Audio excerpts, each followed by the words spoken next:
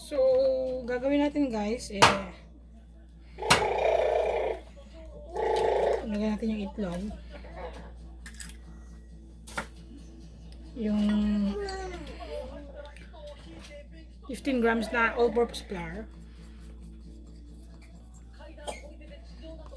Mix lang naman to guys, mix. Tapos yung katakuriko or yung potato powder na tawag nila dito sa Japan. 15 gram, 60 grams. So, hahaluin lang natin to guys.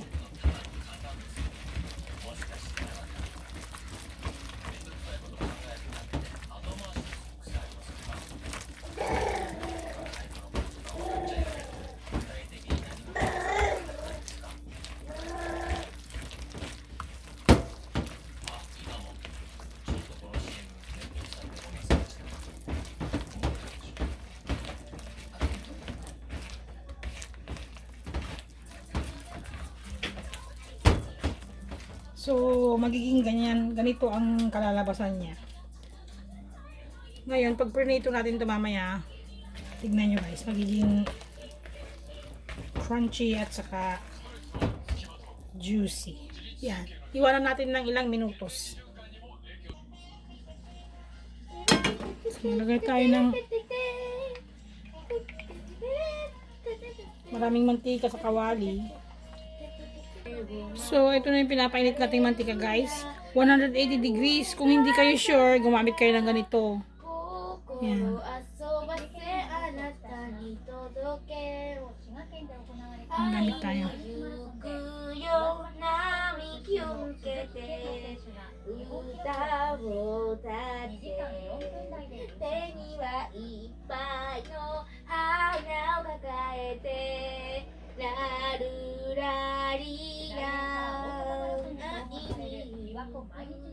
So 180 na siya guys. So kunin na natin yung minarinade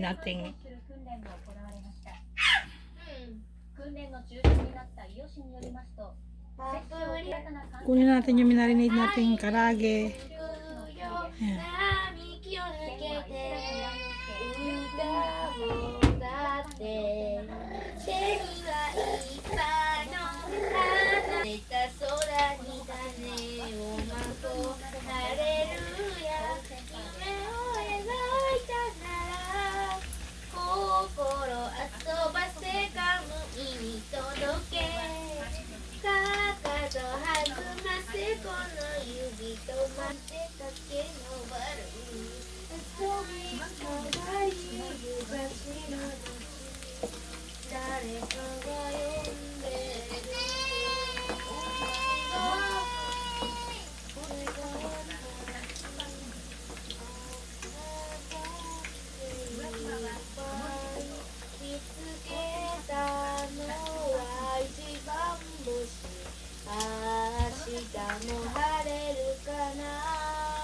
Three minutes po magkabilaan guys.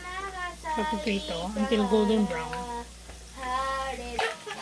Ito nyo guys, diba? Parang sarap-sarap na niya. Oh. May chili sauce o kaya tartar sauce. Sarap niyan. Wow. So naririnig nyo yun guys. Yung tunog na yan. Pag ganyan pwede na siyang hanguin.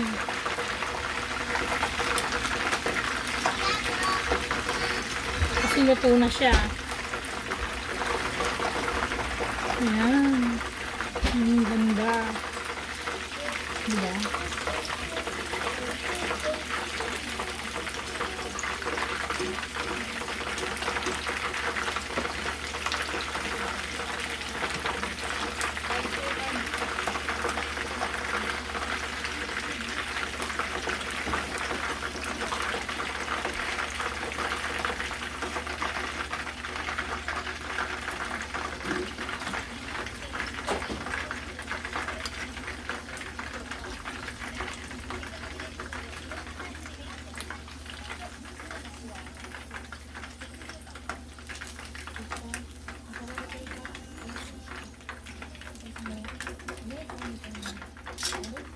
Yan.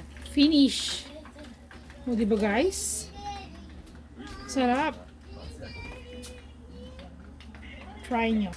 So, nag-taste test ako, guys. Tignan siya. Juicy. Ito siya, juicy. Nakikita nyo? Juicy. Nakikita nyo naman, kumikintab-kintab pa siya. Juicy talaga. So, tikman po natin. Let's try. One bite size.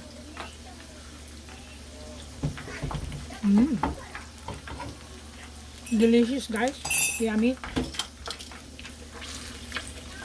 Yung minarinate natin, simpleng-simple lang siya. Pero, gustong-gusto ng mga anak ko to. Kasi hindi siya maanghang, hindi siya maalat. Tamang-tama lang. Perfect with sauces. Ketchup, everything. Tartar sauce, chili sauce. Kahit na yung manamis-namis na sausawan na suka. Yung sausawan ng barbecue, pwede siya isang masarap din. Do it, guys. I'm sure you'll love it. Bye-bye! See you on next my video!